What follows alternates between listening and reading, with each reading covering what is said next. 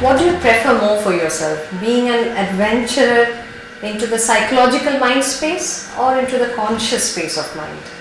No, mind space, between mind space and consciousness, I personally feel that yes, it is the conscious self that I am conscious of, and I let it loose into the domain of the peripheral consciousness, into the flow of thoughts of the waking mind, even often in decoding the symbols of the unconscious.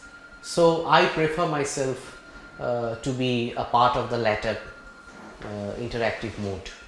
Knowing the grammar of behavior, being able to see through, has this created obstacles to you as a person during your creative years?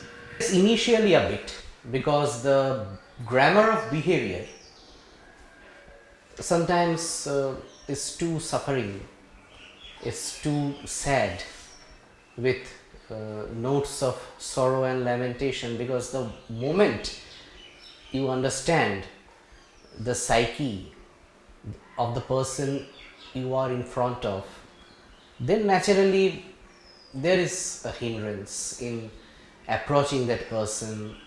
But gradually, when you realize that yes, this is what man is, this is what down the generations in different societal strata man has done, has acted, has lived in such a manner, with such attitudes, with such understanding and expression, then gradually you come out of the process and then you can take an objective point of view.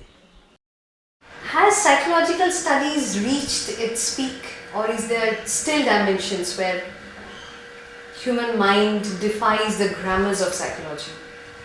No, I don't think that it has reached its peak, because the process of science is naturally an action in continuum. So it is there under the world of research. Psychology is subordinate to the mainstream scientific research, and each and every day the old doctrines are crumbling and the new doctrines are replacing them. So the possibilities are infinite. It is as infinite as the mysterious cosmos of human mind. You've chosen such a subject as trauma for literature. Such arrested feelings like trauma, can this really give birth to ageless literature, ageless creations? Beginning from time immemorial, trauma has played a pivotal role even in creating the epics. Each and every epic, be it the primary or the secondary epic, beginning from the Greek ones, our Indian epics, the Roman epics of the ancient world, and then the secondary epics, each and everywhere trauma is the seed of the epic grandeur. And in the modern ethos, in the modern societal world of flux, trauma is perhaps the most ubiquitous concept. It has its large scale impact, devastating impact, where it unleashes a range of destruction of the physical habitat, especially in context of diaspora.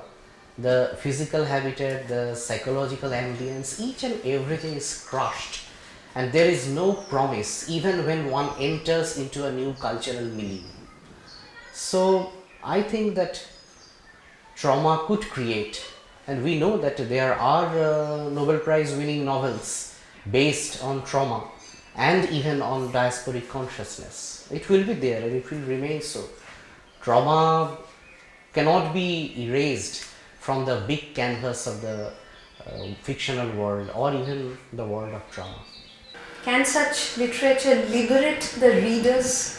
Well, I have already used an expression before in another interview that trauma actually delves beneath the skin. It is a reality that one cannot evade, and trauma is the big close-up.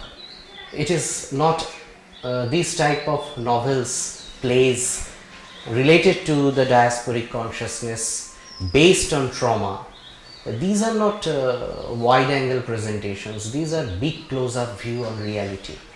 So I personally feel that it will liberate the individual into a crystalline world of suffering. It is a kind of distilled suffering, to quote Aristotle. Can we approach language or linguistics as a science?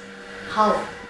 Well, modern language treatment is absolutely scientific, and grammatology, lexicography, these are all concepts related to science, because modern science focuses on the concept of language from a logical point of verifiability. It actually verifies the relation between the speaker, the constituents of language, and the listener as a receptor. So the process is a process of verification, and the linguistic gadgets are mostly used by the pedagogical psychological tools which are based on modern psychology, and modern psychology is absolutely based on science. How do you define modernism? What is the difference between modernism and being contemporary? Well, modernism is something primary and contemporary is secondary. Modernism is an attitude, and contemporaneity is the go of the day. It is a kind of imitation of the go of the day.